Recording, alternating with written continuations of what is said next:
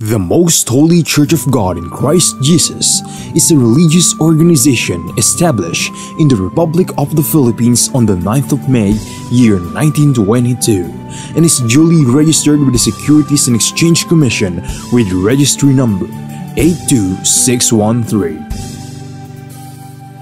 Through faith in the truth revealed by the Holy Scriptures of the Bible, the administration as well as the entire brethren of the Church believe that it is the Most High God, the Lord Christ Jesus, who established the Most Holy Church for the sole purpose of proclaiming Him as the only one true God and Savior whom we should worship and serve with our whole lives, and that He is no other than the Lord Christ Jesus, who manifested in the flesh, and that the Most Holy Church of God in Christ Jesus is His chosen way for us to deliver from our sins and eternal damnation. Therefore, since the Church was established, everyone who is called into the Church receive the divine obligation to partake in all evangelization efforts of the Church to fulfill the God-given commission to make disciples of all the nations. In that case, here is the vision and mission statement of the Church. Vision: the Most Holy Church shall be exalted for the glory of the Most High God. Mission: seed of one world, one nation. Core value: all members of the Most Holy Church are being taught and encouraged to live in agape. Agape is a Greek word which means perfect love and everlasting love. As the Bible further expounds, it is the kind of love that God has for all of us. In fact, God Himself is agape. Agape, or love, serves as the core value of the Church because love is the fulfillment of the law. Ownership and administration: the Most Holy Church of God in Christ Jesus fully believes and proclaims that her sole owner is no one but the Most High God. He is the only King who reigns all over the Church. Everything the Church achieve and will achieve in the future are the works of God. God governs over His Church through His appointed men to administer the Church. Like the first church established in Jerusalem, which was administered by the apostles, the Most Holy Church is currently administered by the 7 bishops, presided by the general bishop. The church administration oversees over the whole church and through the appointed council of elders, composed by the presbyters and ministers who were appointed to administer congregation and ministries. Expansion and growth: currently, the church has established congregation in most places in the 3 major islands of the Philippines, namely Luzon, Visayas, and Mindanao. Also, the church is making necessary preparation to intensify its expansion and establish congregation in all major cities and provinces in the entire country. There are also active congregation of the church in other countries. In the United States of America, in Canada, in Australia, Hong Kong, in Singapore, Malaysia, United Arab Emirates, Japan, Taiwan, Kingdom of Saudi Arabia, Qatar, Belgium, Cyprus, France, Germany, Italy, Spain, and United Kingdom. The Most Holy Church of God in Christ Jesus is looking forward to aggressively propagate the gospel, to edify the church in places where it was already established, and also to establish new congregation in other countries to complete the mission and fulfill the vision of the church. Services: since the main purpose of the existence of the Church is to propagate the gospel to all nations, the Most Holy Church established various evangelization efforts of the Church to reach more people even in the farthest corners of the world. The church produces evangelization programs that are aired via radio, cable TV, and in different social media or online platforms. Radio stations, Philippines.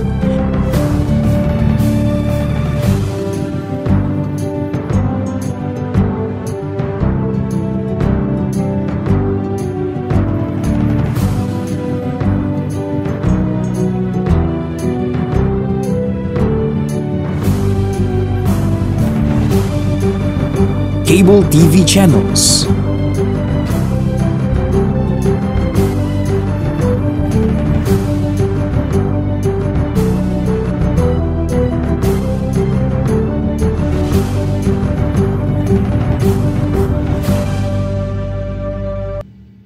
Online platforms, Facebook, MHC Media. YouTube, The Most Holy Church. Official website, www.mostholychurch.com. Charity. Aside from actively upholding evangelization efforts, the Most Holy Church is also active in charity works. Here are some of the ministries of the Most Holy Church established to serve both members and non-members of the church. Lingap Agape Ministry. The church established the Lingap Agape Ministry, which engages in community services like goods and charity donations, feeding programs, blood donations, and other services to cater church members and non-members who are in need.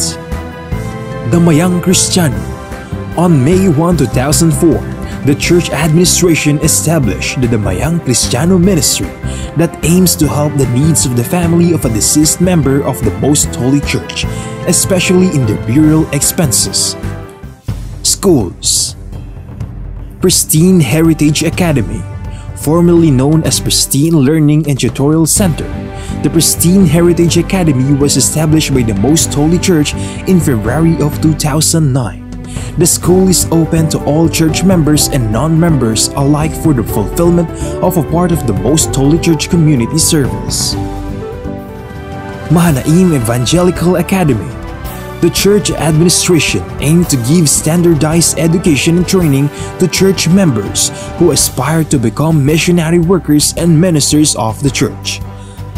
Thus, in 2018, the church administration established the Mahanaim Evangelical Academy that provides classroom lectures and on-the-job training so that aspirants to partake in the Lord's mission may be molded to become a proud messenger of God.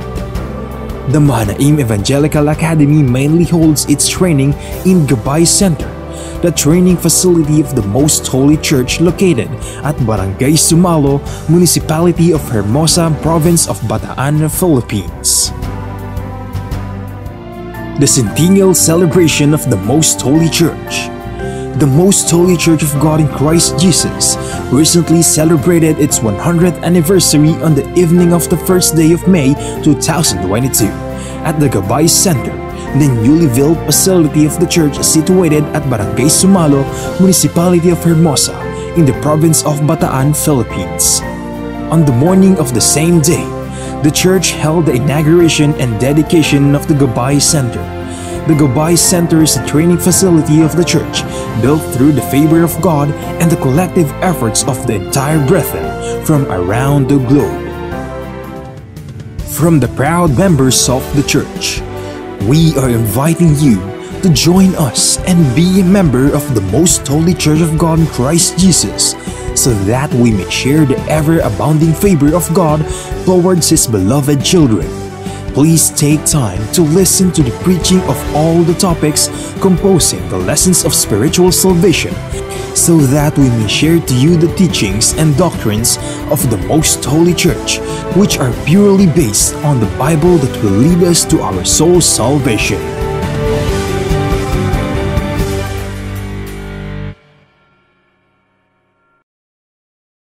To know more about the church, you may visit our website at www.mostholychurch.com, or you may reach us through telephone number 6302-8255-6949.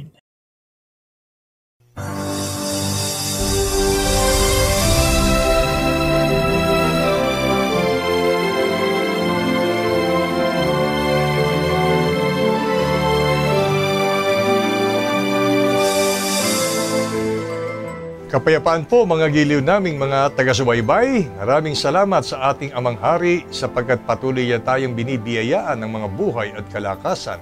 Higit na nga ng mga pagkakataong gaya nito upang patuloy nating maunawaan at sampalatayanan ang kalooban ng ating Panginoon Diyos ukol po sa atin na pawang nasusulat sa banal na kasulatan.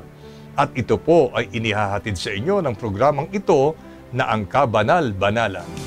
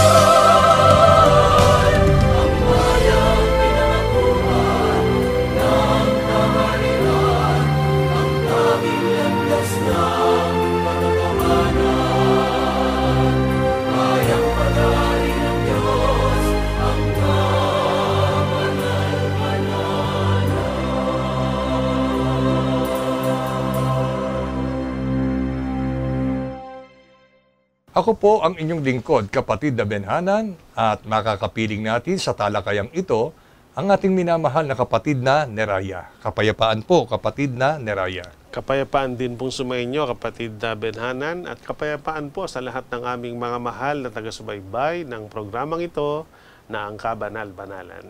Ang sinundang paksa nitong paksang araling ito ay nagsasabi sa atin upang ang Panginoon Diyos ay totoong magparana sa atin ng mga dakilang himala, ay marapat lang po na maging mapanampalatayahin tayo sa ating Panginoon. At doon ay iniiwan din sa atin ang pagbibili na wag na hindi ka mapanampalatayahin. Dapat maging mapanampalatayahin ang tao. At upang maalaman pa natin ang banal na kalooban ng Diyos at kahalagahan ng pananampalataya na dapat nating iukol sa ating Panginoon, ay siyang laman nitong atin pong pag-aaral sa araw na ito. Kaya dahil dito, ang paksang aralin na ngayon po ay ating sama-samang pag-aaralan ay tumutugon po sa ganitong pamagat. Huwag kang di mapanampalatayahin, kundi mapanampalatayahin. Kapatid na Neraya, ano nga po ba sa ibang salita ang di mapanampalatayahin? Ang sagot po ng Apostol Pablo ay mababasa natin sa Roma, Kapitulo 14, versikulo 23, sa salin po ng Bibliang ang bagong ang Biblia. Ngunit ang nag-aalinlangan ay hinahatulan kung kumakain, sapagkat hindi batay sa pananampalataya, at ang anumang hindi batay sa pananampalataya ay kasalanan. Narito po ang paliwanag ng Apostol Pablo batay sa kanyang pagsulat sa mga unang Kristiyano na noon ay naninirahan sa dako ng Roma. Ang isang kahulugan ng di pagsampalataya o di pagiging mapanampalatayahin, ito ay nag-aalinlangan. O sa ibang salita, pagka di mapanampalatayahin ay mapag-alinlangan. At sa talatang ito ay ipinapakita agad yung masamang dulot kapag ang tao ay naging mapag-alinlangan. Bunga nga ng di pagsampalataya, kung meron siyang ginagawa na ito ay itinuturing niyang parang paglilingkod at inihahandog sa Diyos, pero hindi batay sa pananampalataya o may lakip ng pag-aalinlangan, sa halip na maging kabanalan niya sa kanya yon ay nagiging kasalanan. Sapagkat ang isang mahalagang kahingian nga ng anumang bagay na ipaglilingkod mo sa Diyos o anumang bagay na itutuparing kanyang utos, ito'y dapat na ginagawa natin sa pananampalataya. Pero merong ilan na hindi batay sa pananampalataya, kundi nag-aalinlangan sa pagsunod o sa pagtupad, kaya nagsisilbi itong kasalanan. Kaya yun po ang ibang salita ng di mapanampalatayahin, ito po ay mapag-alinlangan. Sana po ay naging maliwanag po sa atin mga giliw naming mga taga-subaybay na hindi po matuwid sa isang tao na kung tayo po ay maniniwala tungkol sa kapangyarihan ng Diyos, tungkol sa ginagawa nating paglilingkod sa Kanya, ay tila hindi po 100% ang ating paniniwala o pananampalataya sa Kanya. Sapagkat hindi po maiiwasan, hindi man aminin ng tao, ang tao po kung minsan ay hindi po ganoon kasolid yung kanyang pananampalataya sa ating Panginoon Diyos, lalo na sa tuwing siya'y maghahandog ng paglilingkod sa Kanya. Hindi po maaari na maging karapat-dapat ang tao na hindi siya magkakasala kung siya po ay mayroong pag-aalinlangan. Kaya dahil dito, kapatid na Neraya, ano po ba ang paglalarawan ng Biblia sa mga taong nag-aalinlangan o mapag-alinlangan o dili kaya ay hindi mapanampalatayahin? Ang magiging katulad po nila ay ipinahayag at itinuro sa pamamagitan ng nasulat po sa Santiago, Kapitulo 1, versikulo 6 hanggang 8. Humingi siyang may pananampalataya na walang anumang pag-aalinlangan, sapagkat yaong nag-aalinlangan ay katulad ng isang alon ng dagat na itinutulak ng hangin at ipinapadpad sa magkabi-kabila, sapagkat huwag isipin ng taong yaon na siya'y tatanggap ng anumang bagay sa Panginoon. Ang taong may dalawang akala ay walang tiyaga sa lahat ng kanyang mga paglakad. Sa mga talatang binasa ay maunawa po natin ang nagiging kagaya o katulad ng mga taong nag-aalinlangan o hindi lubos na sumasampalataya, lalo na po sa aspeto ng paghiling o pagdalangin sa Panginoon ng mga bagay na kanyang pangangailangan. Ang isang mahalagang kahingian pag mananalangin ay humingi na may pananampalataya. Huwag po yung tayo nananalangin sa Diyos para ipagkaloob sa atin ang ating mga kailangan, may bahid ng pag-aalinlangan. Sapagkat yaon anyang nag-aalinlangan, ang kanyang katulad ay kagayaan niya ng isang alon sa dagat na itinutulak ng hangin at ipinapadpad sa magkabi-kabila. So, ang ibig sabihin nun, walang direksyon ang buhay ng tao kapag ikaw ay mapag-alinlangan. Yun namang mga mapanampalatayahin ay firm o matatag yung kanilang pamumuhay at ang kanilang desisyon at merong direksyon ng kanilang buhay. So, dito maunawa natin agad yung malaking kaibahan ng nananampalataya kumpara dun sa nag-aalinlangan. So, sa mga mapag-alinlangan, sila din po ang maapektuhan dahil ang mga nag-aalinlangan o mapag-alinlangan sa Diyos at sa kanyang kapangyarihan ay matutulad ka sa isang alon ng dagat, itutulak ka ng hangin at ipapadpad sa magkabi-kabila.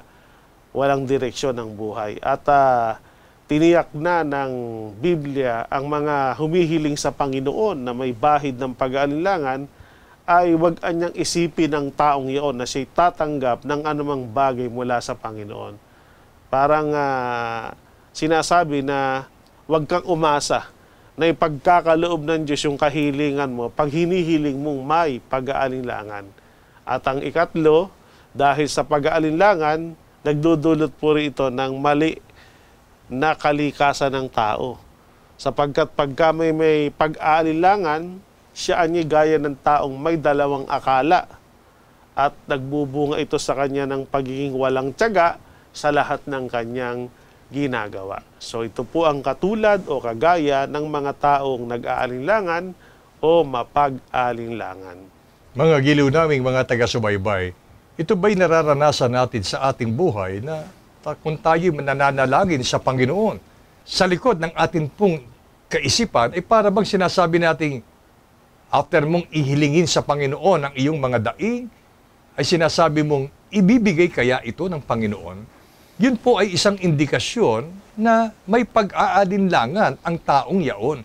Hindi lubos ang kanyang pananampalataya, sapagkat kung tayo'y lubos ang pananampalataya sa bawat paghiling at panalangin natin sa Panginoon, hindi natin tatanungin ang ating sarili na ibibigay kaya ng Panginoon. Dahil once na yon ay itinanong mo sa iyong sarili, maliwanag po ang sabi ng mga talata, hindi ka tatanggap ng anumang bagay sa hiniling mo sa Panginoon. At ang isang bagay pa po na hindi mabuti kapag ka ang tao'y mapag-alinlangan, nalilikha sa kanya yung dalawang akala. Ano po? Ang taong ito'y nagkakaroon ng kaisipan, yun nga, maibibigay ba o hindi ibibigay? Nagkakaroon siya ng dalawang akala. At kapag ka ito'y nalikha sa puso ng tao, ang taong hindi mapanampalatayahin, wala pong tiyaga. Madali po itong naiinip. Para bang sinasabi niyang, ang tagal naman, Panginoon, na ibigay mo sa akin yung aking kahilingan. Abe, baka mamaya hindi ko naabutan at lipas na sa panahon yung tulong na ibibigay mo sa akin o yung kasagutan na ibibigay mo sa akin. Yun po ay mga indikasyon ng taong mapag-alinlangan sa kapangyarihan ng Diyos. At doon tayo iniiwas ng mga pagtuturong ito. Sapagkat may mga hindi mabuting resulta o consequences kapag ka ang tao ay nanatiling hindi mapanampalatayahin. Kapatid na Neraya, gaanong kalaking pagkakamali ba at gaanong kabigat na kasalanan kung ang tao'y mananatiling mapag-alinlangan o hindi mapanampalatayahin? Ang sagot po ng Biblia, mababasa natin sa Apokalipsis 21:8. Ngunit sa mga duwag, sa mga hindi mananampalataya, at sa mga kasuklam-suklam, at sa mga mamamatay tao, at sa mga mapakiapid, at sa mga manggagaway, at sa mga mapagsamba sa Diyosan, at sa lahat ng mga sinungaling, ang kanilang bahagi ay sa dagat-dagatang nagnininga sa apoy at asupre, na siyang ikalawang kamatayan. Masasabi po natin na kung gaano kalaking pagkakamali at kung gaano kabigat na kasalanan ang pagiging mapag-alinlangan o pagiging hindi mananampalataya, ito po ay napakalaking pagkakamali at napakabigat na kasalanan. Sapagkat sa talatang binasa, bakit natin sinabing mabigat na kasalanan at malaking pagkakamali? Dahil napakabigat at napakalaking parusa ang mapapasa tao kung hindi siya magbabago sa ganung kalagayan. Kung mas pipiliin ng tao na maging mapag-alinlangan o hindi mananampalataya, katulad din po yung ng kasalanan ng pagiging mamamatay tao, mapakiapid, mangkukulam, sumasamba sa Diyos-Diyosan at pagiging sinungaling na ang kanilang bahagi kung hindi babaguhin ay sa nagniningas na apoy at asupre na siya ikalawang kamatayan. So tinatalakay po sa talatang ito yung paglalarawan doon sa impyerno na napakabigat na parusa at napakalaking kahatulan sa mga taong may mabigat na pagkakasala.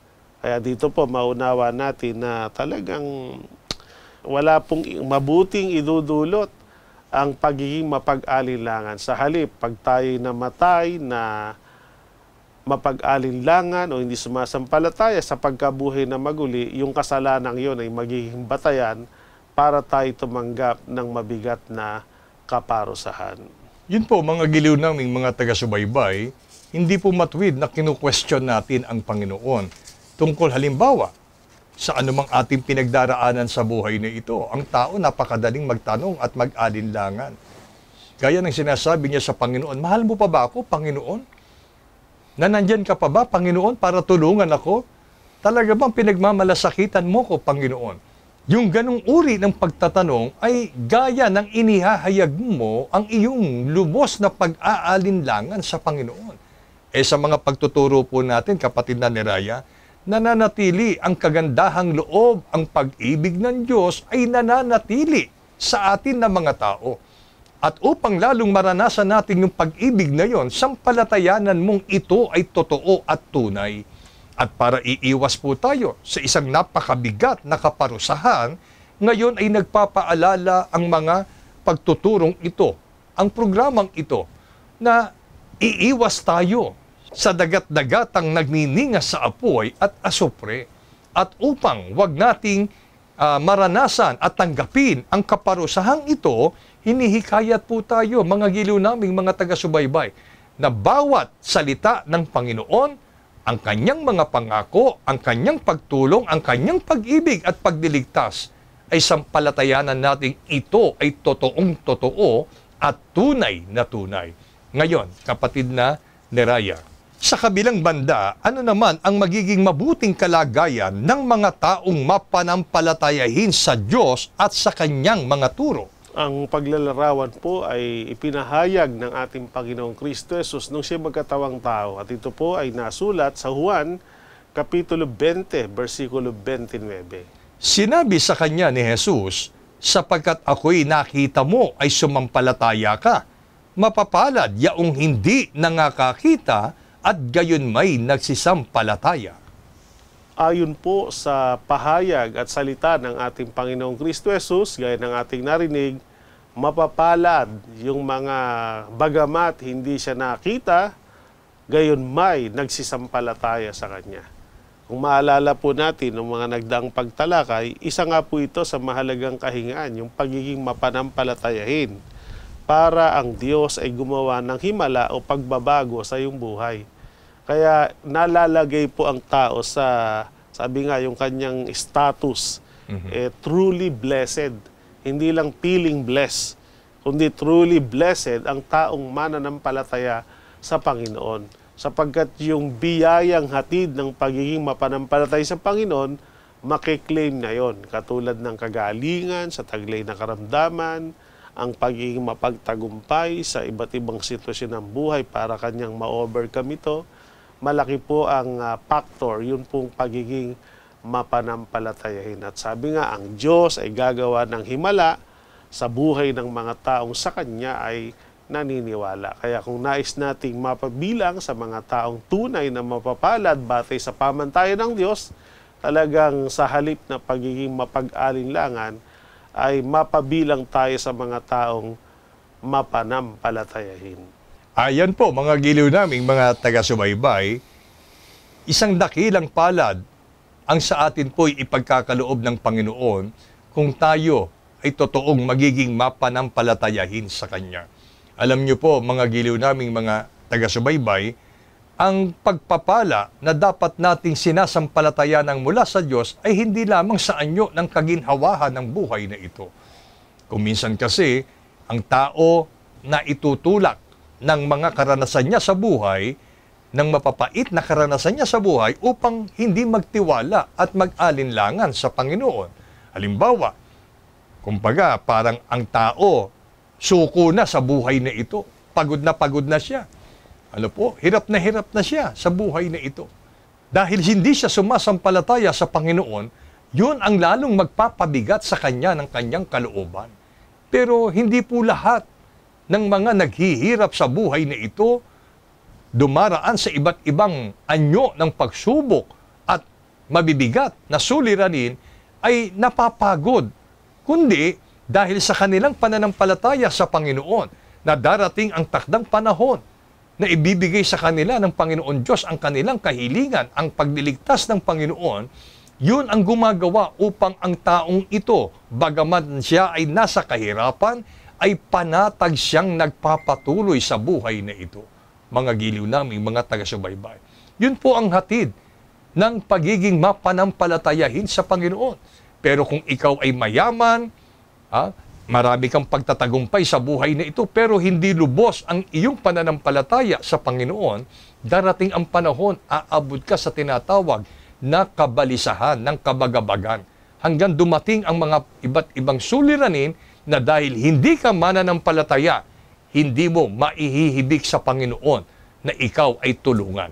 Ano ang mangyayari? Ang tao po ay magkakaroon ng kaligaligan, kabalisahan, at mawawalan ng kapayapaan sa buhay na ito. Gayon po, kaselan, ang pagiging mapanampalatayahin sa Panginoon. At dito tayo hinihikayat, mga giliw naming mga taga-subaybay, sa pagiging mapanampalatayahin. Papaano nga, kapatid na Neraya, madali kasing sabihin, ako naman po'y sumasampalataya sa kapangyarihan ng Diyos. Sumasampalataya ako sa kanyang mga aral at turo. Paano niya mapatutunayan ang kanyang pagiging hindi lang sumasampalataya, kundi mapanampalatayahin pa sa Panginoon? Ang sagot po ng Biblia, mababasa natin sa Santiago, Kapitulo 2, versikulo 14 kasama ang 18, 22 at ang 26. Mga kapatid, ano ang mapapala ng isang tao kung sabihin man niyang siya'y may pananampalataya, ngunit hindi naman niya ito pinapatunayan sa gawa?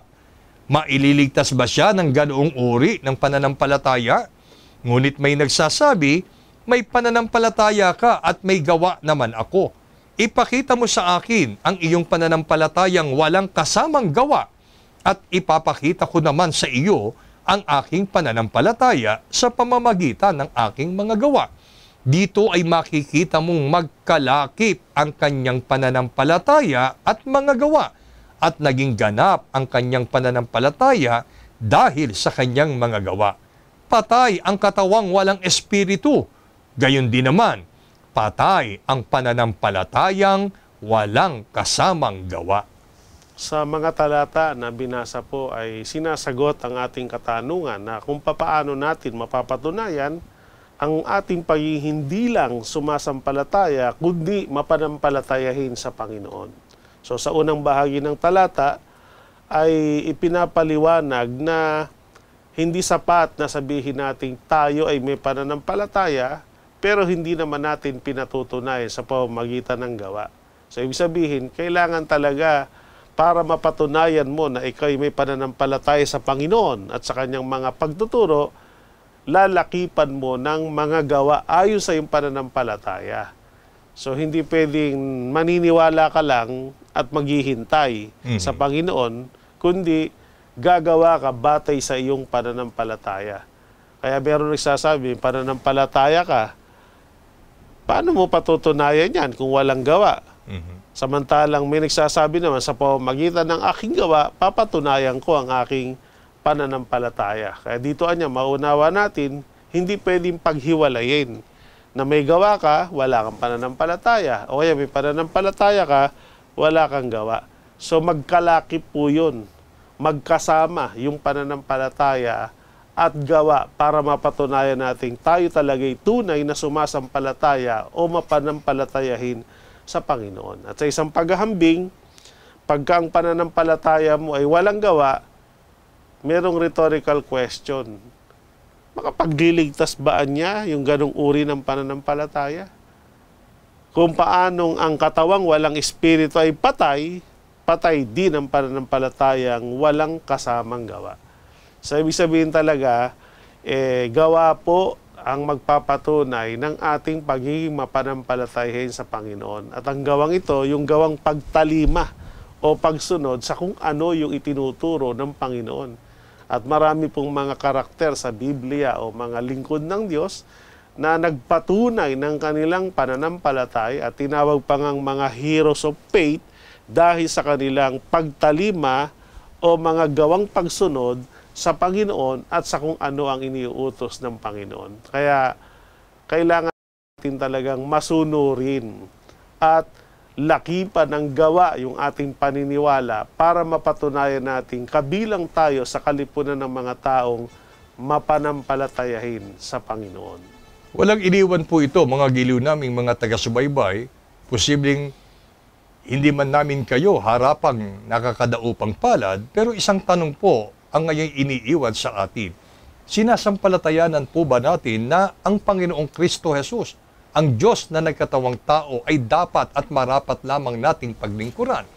Kung ang sagot natin ay opo, patunayan natin ito ng ating mga gawa.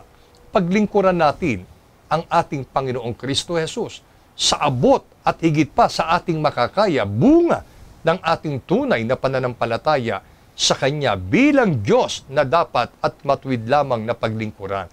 Ito po ay isang mahalagang issue sa larangan po ng ikapagiging dapat po natin sa gawaing paglilingkod sa Diyos. Hindi po maaari naman na, kayo po ba'y sinasampalatayanan ninyo yung mga pagtuturong ito? Kung ang sagot natin ay opo, pero hindi naman natin isa sa kabuhayan, hindi naman po natin lalakipan ng angkop na gawa batay sa ating pananampalataya, ang pananampalatayang ito ay walang kabuluhan. Kung ituring nga ito ng Biblia, kung paano ang katawan ng tao na walang espiritu ay patay, gayon din ang isang pananampalataya ay patay kung hindi po natin ito pinatutunayan ng ating tapat na paggawa o pagdilingkod sa Diyos. Kapatid na Neraya, ano po ang aral at banal na mensahe sa ating lahat na siyang ibig matanim sa puso nating lahat, maging ng ating pong mga taga-subaybay sa pamamagitan ng paksang araling ito? Ang sagot po ng Biblia ay mababasa po natin ang mga huling talata ng pag-aaral na ito sa Ikalawang Kronika, Kapitulo 20, versikulo 20. At sila'y nagbangong maaga sa kinaumagahan, at nagsilabas sila sa ilang ng Tekoa, at habang sila'y nagsisilabas, si Josaphat ay tumayo at nagsabi, "Dinggin ninyo ako, O Huda, at ninyong mga taga-Jerusalem. Sumampalataya kayo sa Panginoong Diyos, sa gayoy matatatag kayo. Sumampalataya kayo sa kanyang mga propeta, sa gayoy giginhawa kayo." Sa mga talatang ito na binasa ay maunawa natin na noong pa man ay isa sa mahalagang itinuturo ng mga lider ng Diyos ang tungkol sa lubos na pagsampalataya sa ating Panginoong Diyos at ang lubos na pagsampalataya sa mga kinakasangkapan ng Diyos katulad ng mga propeta, maging ng mga apostol at maging sa ating panahon ng mga kasangkapang pastor ng inihalal ng Panginoon para tayo ay turuan. Anong mensahe? Ang sabi ay sumampalataya kayo sa Panginoong Diyos, sa gayoy matatatag kayo. Sumampalataya kayo sa mga kinakasangkapan ng Diyos para kayo aralan at turuan, para kayo ay guminhawa. So dito po yung pagiging matatag, ito po ay bunga ng pagsampalataya sa Diyos at yung pagiging maginhawa. Ito ay kaginhawahang espiritual at kaginhawahang pisikal o material ay bunga pa rin ng pagsampalataya sa mga kasangkapan ng Panginoon. Kaya kung tayo po ay tunay na nag-ahangad ng establish o matatag na pamumuhay, espiritual at material, hindi tayo makakaiwas na talagang kailangan nating sumampalatayang lubos sa ating Panginoong Diyos. At naghahangad rin tayo ng buhay espiritual at material na maginhawa. Ito rin po ay nangangailangan ng lubos na pagsampalataya sa mga kinakasangkapan ng Panginoon. At ang katotohanan ng pagiging matatag at pagiging maginhawa ay naranasan na ng mga unang taong mapanampalatayahin sa Panginoon at mapanampalatayahin sa mga nagtuturo na kasangkapan ng Panginoon. Nagdala ito sa kanilang buhay at sa kanilang mga mahal sa buhay ng matatag at maginhawang pamumuhay. At ito rin po sa ating panahon ay makakamit natin. Kailangan lang mas piliin natin na tayo maging mapanampalatayahin kaysa mapag-alinlangan o di mapanampalatayahin. Dito po, mga giliw naming mga taga-subaybay, ay mapapansin po natin, maging sa unang panahon ng bansang Israel, ang Israelita ay hindi po direktang nakikipag-ugnayan sa Panginoon. Kundi, bagaman sila'y sumasampalataya sa iisang Diyos, ay mayroong kinakasangkapan ang Panginoon bilang leader, bilang tagapanguna sa bansang Israel. At sa pamamagitan ng leader na ito, ay itinuturo sa kanila kung ano ba yung kalooban ng ating Panginoon. At maging sa panahon po natin ngayon, mali pong panghawakan ng tao ang katwirang hindi ko kailangan ang sinumang magtuturo sa akin, basta ako, direkta ako sa Panginoon Diyos. Hindi po gayon ang disenyo ng pagdilingkod natin sa Panginoon. Kung paanong sa unang panahon at maging sa panahon ng pagkakatawan tao ng ating Panginoong Kristo Jesus, ay mayroon siyang kasangkapan na mangunguna at magtuturo bilang kasangkapang sugo ng ating Panginoon Diyos sa atin na mga tao. At kung ito ang ating sampalatayanan, ang sabi ng Biblia, magiging matatag tayo sa ating pamumuhay. Hindi agad-agad susuko ang isang lingkod ng Panginoon na sumasampalataya sa iisang Diyos na nagkatawang tao, at ito'y walang iba kundi ang ating Panginoong Kristo Jesus. Giginhawa ang iyong kalooban, hindi lamang material, kundi higit ang atin pong pag-iisip, magkakaroon ka ng kapayapaan, anuman ang estado mo sa buhay na ito, kung tayo'y sasampalataya sa mga kasangkapang leader ng ating Panginoon. At yun din, mga giliw naming mga taga-subaybay, sa kabanal-banalang Iglesia ng Diyos kay Kristo Jesus ay mayroong isang kasangkapang sugo na leader ng mga kapatiran sa iglesyang ito, kapatid na Neraya. At dito hinihikayat namin kayo na maranasan natin ang katatagan sa pamumuhay, ang kaginhawahan ng kalooban, lalo na sa espiritual na aspeto, maging sa ating kaluluwa. Ito po ang aming panawagan sa inyo na sana po ay magsama-sama tayo, maranasan natin ang kabutihang loob ng Panginoon dahil tayo'y sumasampalataya sa Kanya at tinatanggap natin ang isang katotohanang mayroong leader o sugo ang Panginoon sa Kanyang kabanal-banalang iglesia. Ipagpala sa atin ang mga pagtuturong ito mula po ngayon at magpakilanman. Amen.